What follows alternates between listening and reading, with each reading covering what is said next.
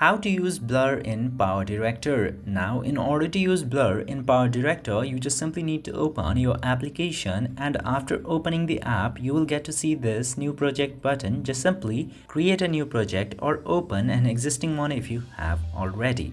Now, after coming into here, you will get to see all of the clips and images that you have. Just simply select the one which you would like to blur. I'm selecting this image right here. Now in order to blur, just simply scroll to this bottom bar and you will get to see this option of effects. Select effects. Now go to auto mosaic option, which is a pro feature and you have to get subscription in order to use this.